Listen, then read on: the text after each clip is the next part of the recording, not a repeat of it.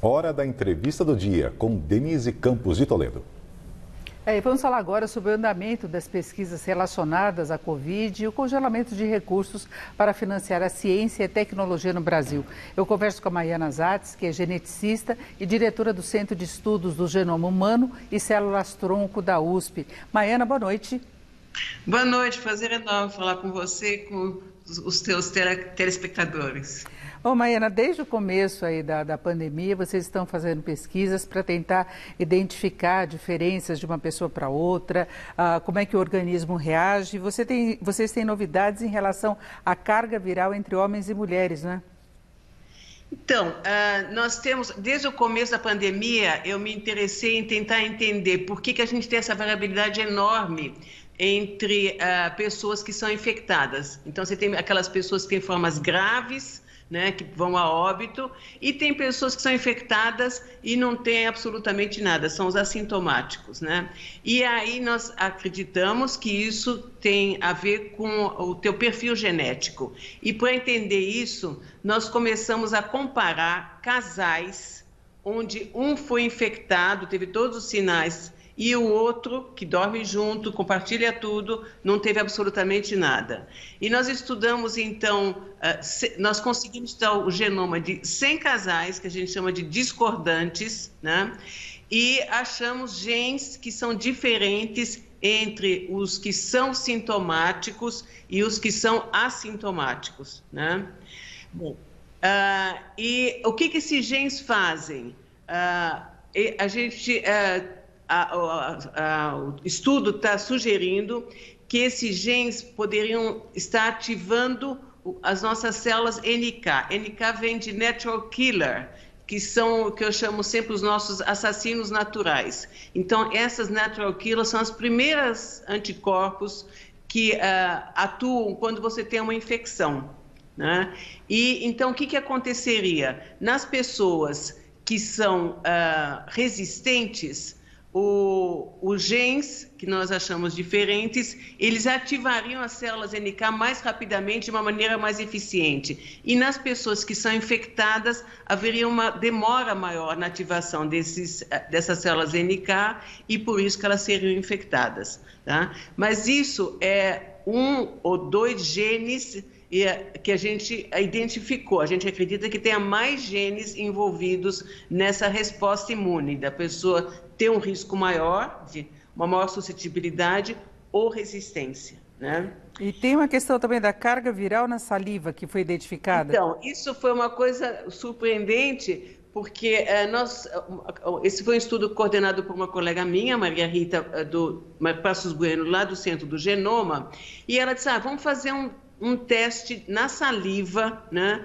Porque a gente precisa de testar mais gente e então a ideia era fazer um teste que fosse eficiente na saliva, né? Que não tem que enfiar o suave no nariz, que quem já fez isso sabe que é bem desagradável, né? E que fosse um teste mais barato e rápido. E ela conseguiu então desenvolver esse teste.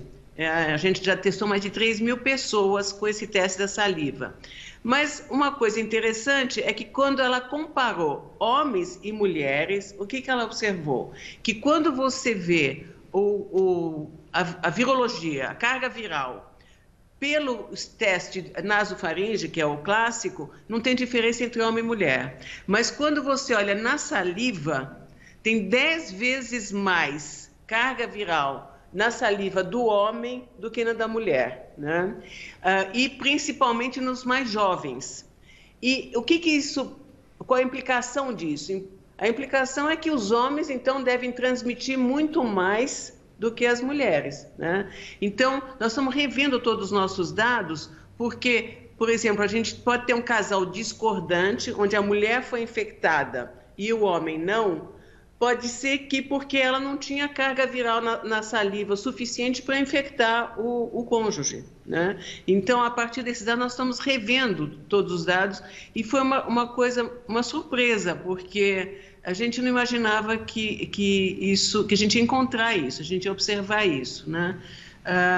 Mas isso explica também por que nós encontramos, quando a gente comparou pessoas que foram infectadas e pessoas resistentes, nós temos 2 vezes mais mulheres resistentes do que homens. Ou seja, as mulheres têm 2 qualidades em relação à Covid-19. Elas se infectam menos e quando elas estão infectadas, elas transmitem menos, porque elas têm menos carga viral pela saliva.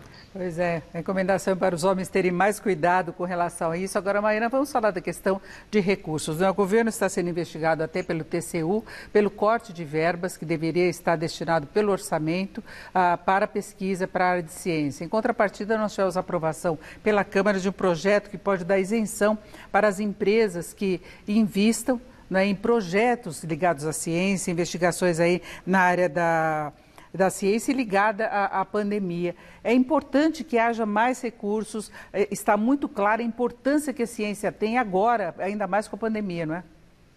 Mas com certeza, eu acho que nunca se deu tanto valor para a ciência como agora, né?